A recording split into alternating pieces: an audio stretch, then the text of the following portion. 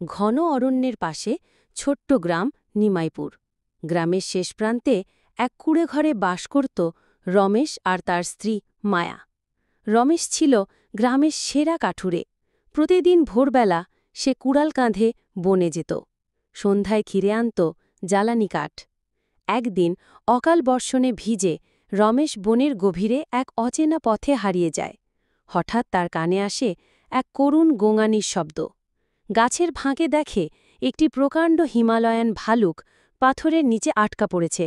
ভালুকের ডান পা রক্তাক্ত, চোখে যন্ত্রণার ছাপ।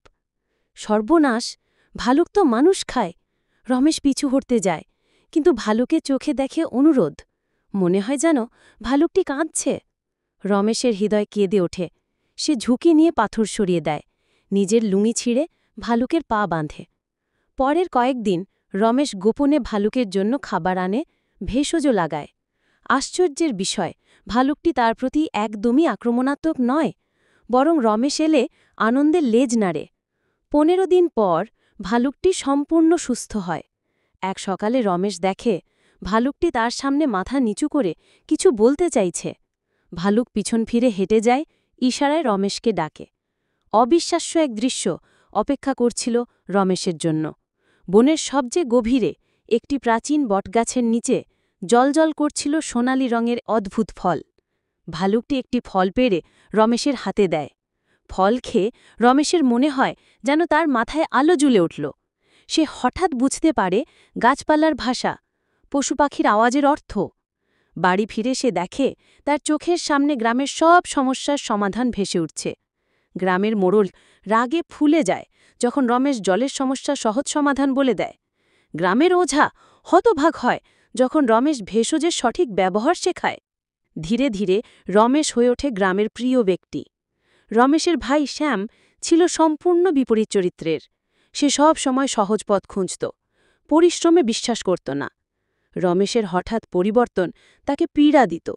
এক রাতে শ্যাম রমেশকে মদ খাওয়ায়। মাতাল অবস্থায় রমেশ গাছের রহস্য ফাঁস করে দেয়। পরদিন ভোরে শ্যাম চুরি করে কুড়াল নিয়ে বনে চলে যায়। শ্যাম গাছের সামনে দাঁড়িয়ে ভাবে, গাছটা কেটে ফেললে সব জ্ঞান শুধু আমার হবে। কুড়ালের প্রথম আঘাতেই গাছ থেকে রক্তের মতো লাল রস বেরোয়। আকাশ কালো হয়ে আসে, বাতাসে ভেসে বেড়ায় অদ্ভুত কান্নার শব্দ। হঠাৎ গাছটি বিষাক্ত কাঁটায় ভরে যায়।